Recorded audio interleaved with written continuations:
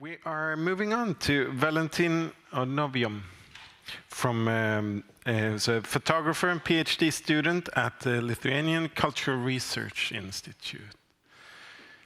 Welcome, Valentyn.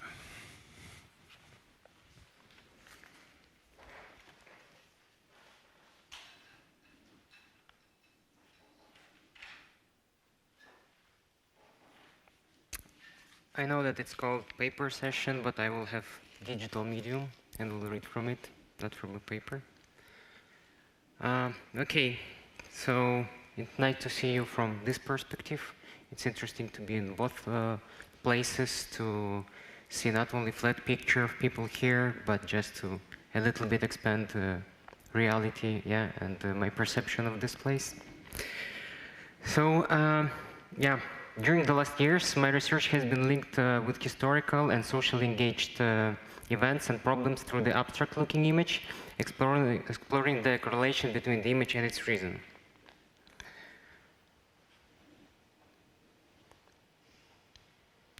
At first, I would like to show you this image and just to imagine what it could be. Of course, some of you already know what is standing behind this image, in which context it exists. But for now, I would like to leave you just with imagination, and later I would reveal you what this image is about. So, how the abstract image can present an even more concrete picture of the event in the eyes of the viewer? How the signifier appears in the context, where at first it seems like there is nothing indicating it?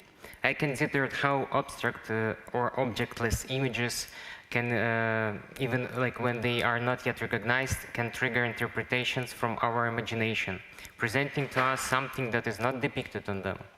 If we develop the idea that an image of patterns may have an influence on a person, including when its historic or contextual significance is taken into account, then we can say that any image can be considered ironically as evidence, and as a link in the process of perception, which may be used as a trigger for interpretations, varying from fact-based to speculative, from commemorative to ironic.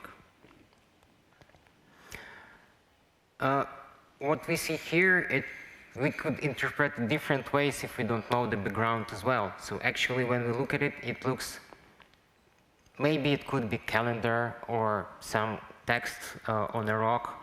Yeah, and it looks abstract while we don't know what is that, but it actually presents very concrete thing. So this is clay tablet and map of the world, how people saw it like back then, like with the Babylon in the center. Despite the fact that it's not perfect map, anyway, people imagined world in this way, so it was the best knowledge that they got at this point. Nowadays we use maps as well, and they are pretty abstract, trying to represent originally how land looks like, but it doesn't look like that because reality is dynamic. It's impossible to capture how our land looks like just because it's just in dynamic always. So there is a basic human need to interpret the world around us in terms of reason and effect. Such interpretation makes it possible to predict certain events. We explore the world around us with a desire to know, constantly enriching and shaping our knowledge, adding what we did not see before to what we used to call reality. We often perceive reality primarily through images, and this process assists our exploration of the world, stretching our horizons, shaping our future, and chronicling our history. So at this slide you can see Charon. It's a satellite of Pluto. And actually, while it looks more concrete, this is actually abstract, because it was taken by satellite with many images. Then they were transmitted to the Earth in a way of code of just numbers, and then all of those images were stitched together from 1 megapixel or 3 megapixel camera, I think, to create a huge image of Charon. And it's actually abstract, but help us to understand the world a little bit closer. So the invention of the mechanical image made a significant impact on science and our everyday life. With the explosion of new media, the photographic camera became a new way of creating and reproducing all kinds of images. It made them available in any place, at any time, for any purpose, being removed from their natural context and detaching images from their actual meaning.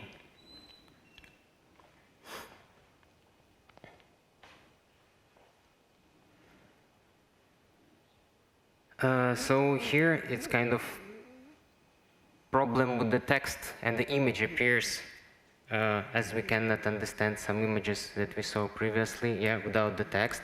So I would like to talk a little bit about the text. So while the text revealing what we look at, it does not represent reality, it reveals the image. So this is the only one word in different languages, and presumably none of you don't know like what these words present. So this is pretty abstract.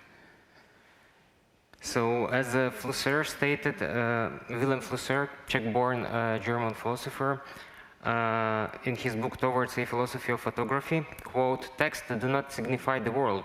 They signify the images they tear up. Hence, to decode texts means to discover the images signified by them," end quote. Actually, what this word presents, you can see on the screen right now. So Flusser addressed the confrontation between the medium of images and text, concluding that the text had been replaced with digital images as a product of technical media. This image is different from the traditional discipline of representation and from prehistoric image thinking, which meant the world and should be understood and interpreted in its own way. So we may take a look at the photograph as a trace by itself, and the index can help us understand the trace that wholly belongs to metaphysics and permits us to deconstruct it.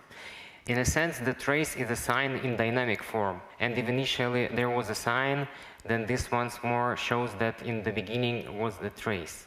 The trace is already a sort of recorded information, irrespective of how it was recorded. It is a proto-phenomenon of memory, which should be thought of up to including all contradictions, such as nature and culture.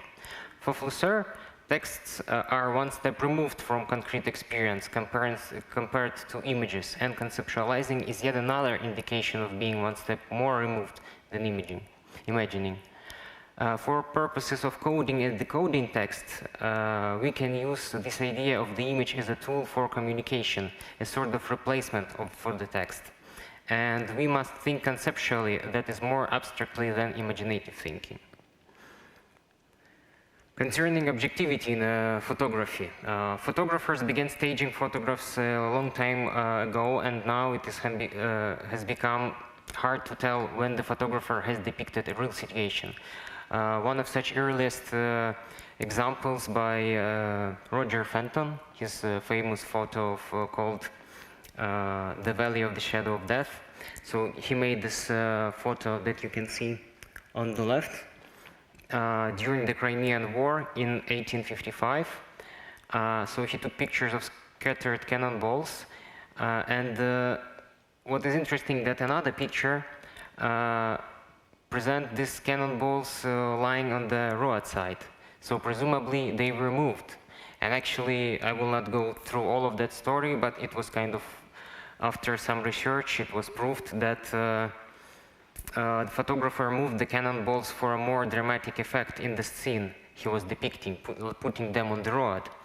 And even the place where this photo was made, it wasn't a part of landscape where actual battle took place. So he made this image just placing into the context in which he wanted, triggering viewer of what he coded into this image.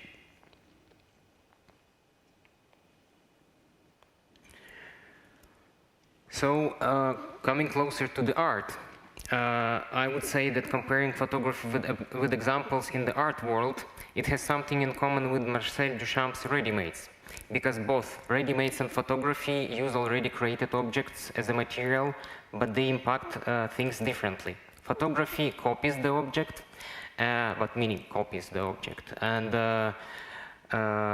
ready-made highlights it. Photography made its path from the photograph document, representation, to the photograph as a presentation of the art form. Here in the foreground emerges not the representation of reality, but the problematization of reality. And the aesthetic point of reality is shifted to the concepts. Further, I would like to go through more, again, like abstract, but maybe more concrete that we think. So the work of Jackson Pollock was accepted as an abstract, non-representational work of art created not as a concept, but as a work to perceive retinally. Some critics now value Pollock paintings as a recorded trace of his moves, colors, densities, splashes, splatters, and patterns he created. For example, critic Harald Rosenberg claimed, quote, "Abstract expressionism is not really painting, but a series of exemplary acts," end quote. An abstract work of art both reveals and conceals. The work of Pollock, in some sense, is more concrete than abstract in its manner of creation. What takes place in us at the moment of this interpretative experience includes a feeling of perceiving an abstract painting, but what is real in it is a very concrete completion of the professional activities of an artist through the use of concrete materials that can be traced. Concerning trace, going further to forensics. I'm going by stages just to get you closer what I will talk about my work, like practical part, so sorry getting you through all of these steps. Everything can be used in forensics to give a more precise picture. Photography freezes the moment and helps the investigator subsequent to the actual event in his understanding of how the scene looked at the time the event occurred. The images work in conjunction with the textual documentation and help the investigator to reach a more objective rendering of the scene. For the investigator, the image itself is objective. Investigation can be non-objective. As a trace evidence specialist with whom I talk in Poland, in police department in Lund, stated that there are special professional rules in which forensic specialists should believe and according to which they should work. So here I would like to mention French philosopher Michel Foucault, who in his book Discipline and Punish, The Birth of the Prison, described how punitive and confining instructions such as prisons and hospitals apply administrative and bureaucratic rules to documents concerning their prisoners and patients. Step by step, these administrative procedures can create a system of repressive control. So it's helpful to remember that systems for collecting and processing documentary information have the potential to be repressive or distort the truth. This may be true for the rules that control how images are used. So the forensic system actually is created by human agreement, as is an imaginative structure made up of intersections of different scientific disciplines and based on human knowledge.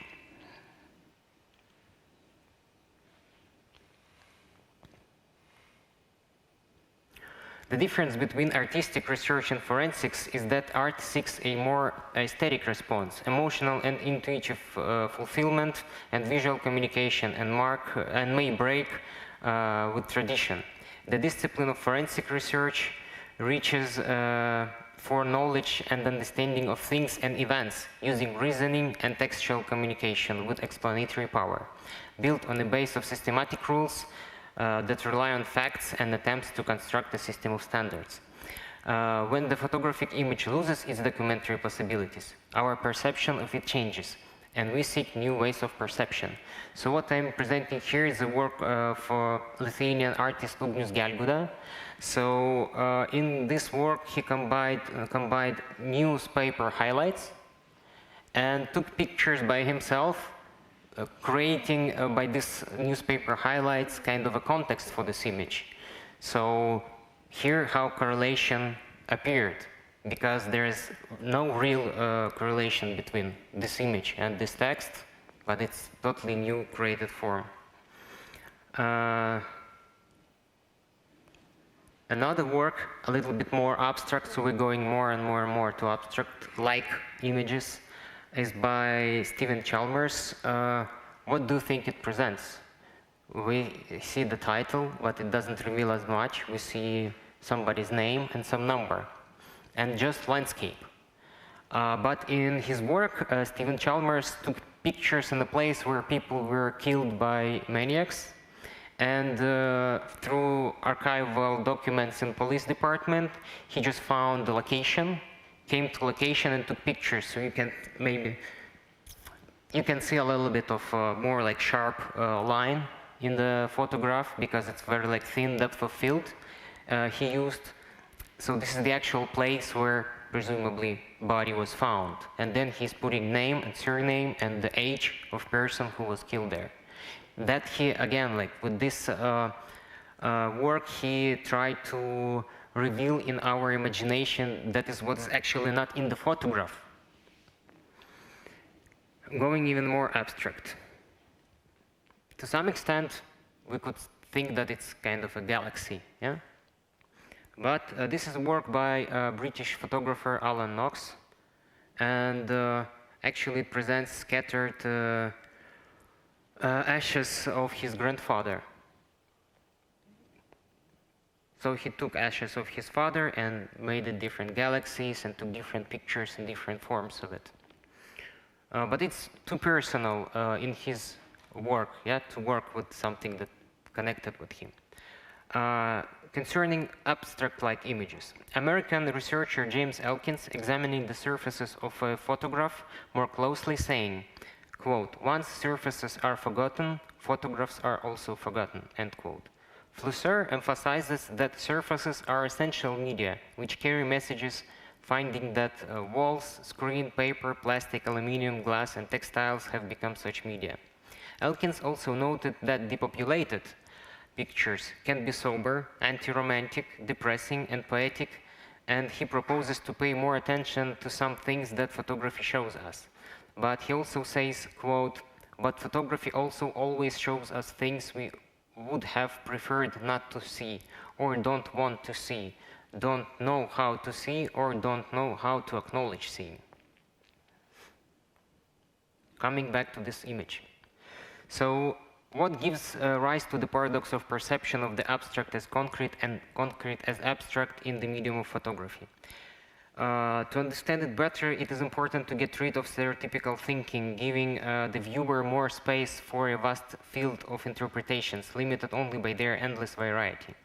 Furthermore, the question arises, does the image have its own meaning, or it is conferred by the viewer, which subjects to doubt the very idea of reality, with each interpretation having its own personal reality.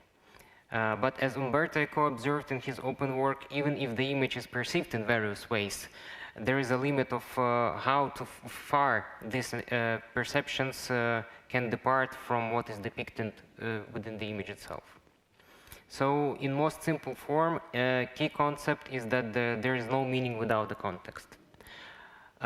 It is the perception of the viewer, actually of many viewers, that determines the meaning of the signifier. These perceptions in turn are determined by many contexts, both cultural and personal to individual, that the viewer brings to the work. It is hard to grasp the dynamic object in and of itself and cannot describe it as such. We can both perceive and express it only through an intermediate object or process through interpretation. So to create punctum, we can use objectless images like that looks objectless at first sight. But that will create desire to understand, but not only observe, but the punctum can also be a text that will create the frame for the image, that directs and uncovers interpretations of the context in which it is placed, resulting in a more convenient and personal experience of a given idea. So those who don't know about this project, maybe you could say what it could be, or like what one of the first your imaginative interpretations could be of this image. Somebody?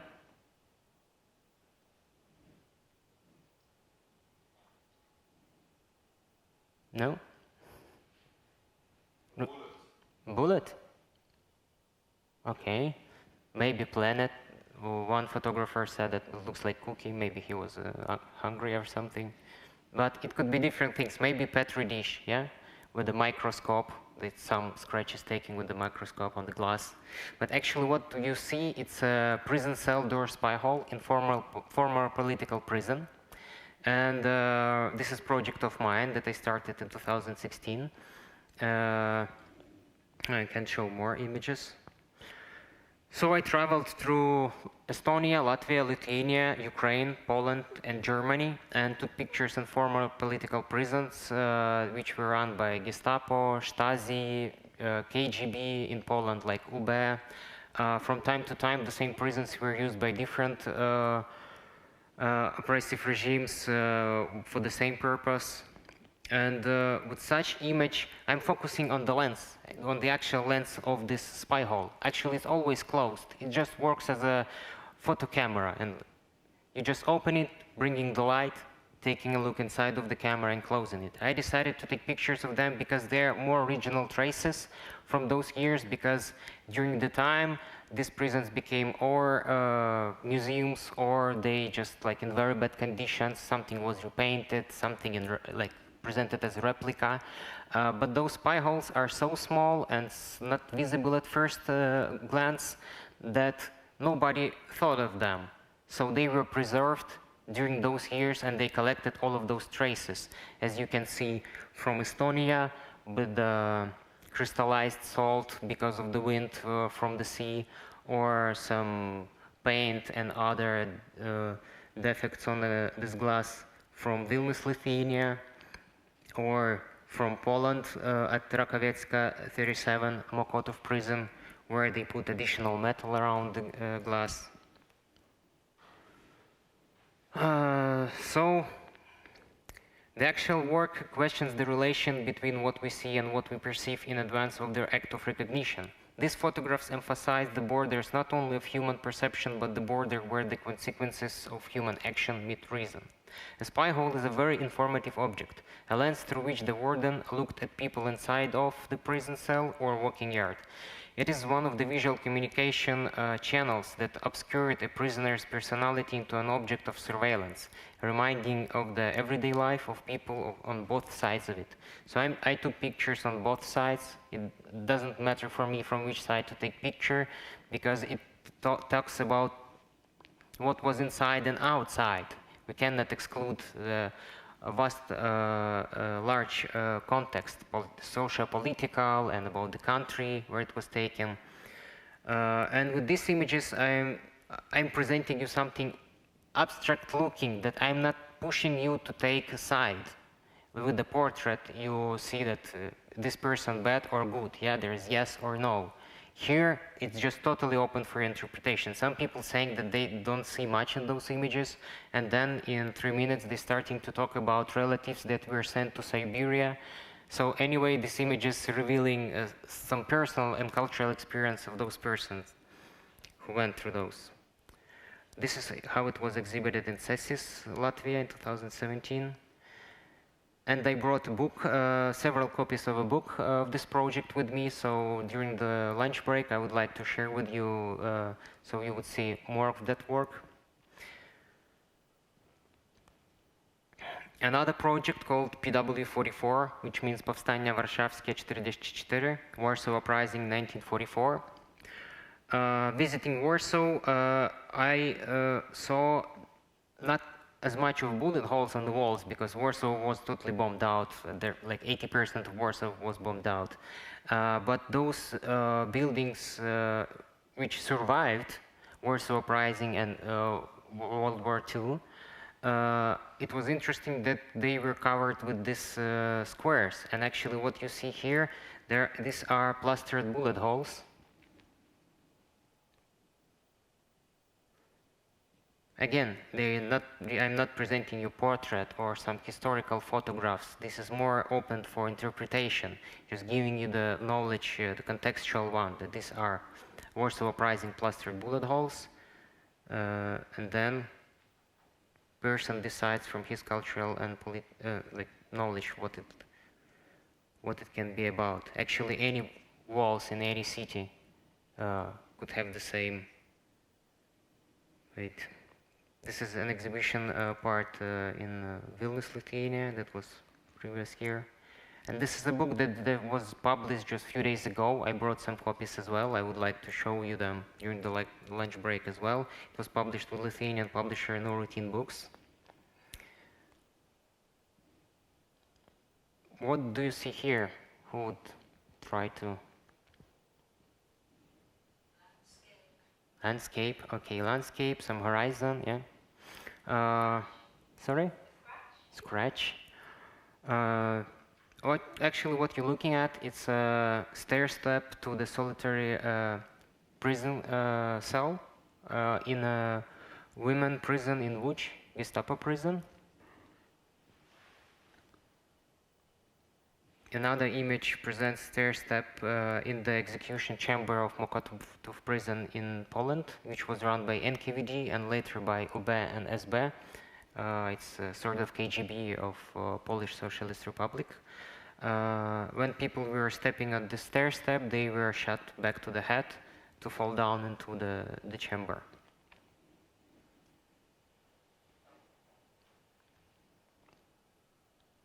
And this one of the stair steps from the latest project called HKP 562. There were two buildings that were working camps in Lithuania. Now they're just normal buildings where people live, and actually they still not part of memorial site. What is interesting that it's very strange story about that actually this working camp, when it was remade into working camp for Jews, actually it was their savior, Karl Plagge, German officer, when Vilnius ghetto was totally eliminated. He took around 2,000 Jews into these two buildings, and they worked on his factory repairing cars. Actually, they weren't professionals, so he tried to save them in this way. So this is very controversial and serious. Actually, these two buildings need more of research and preservation, because half of those stair steps were totally changed already, and history is almost eliminated in this place. Do I have time or no?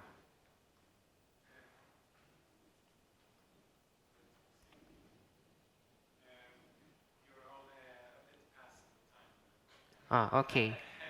So another example, it's a piece of cloth of Polish officer that was killed by NKVD, and it's what was found with his remnants.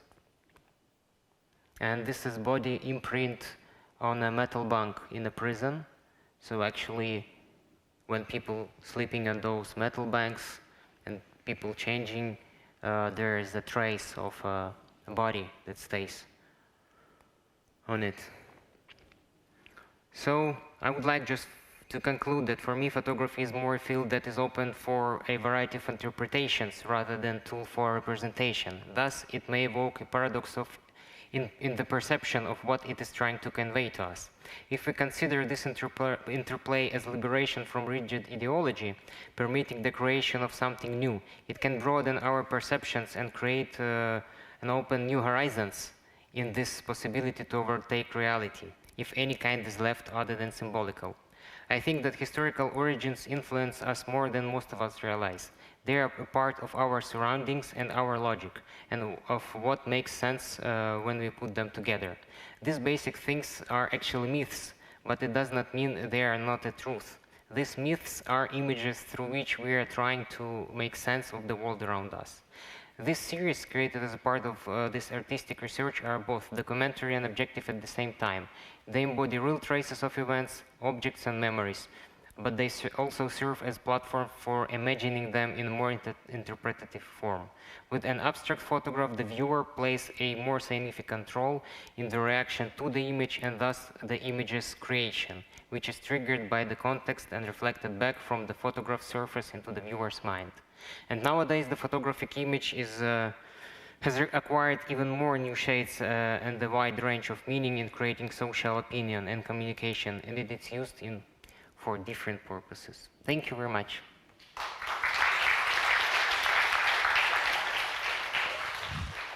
Thank you so much.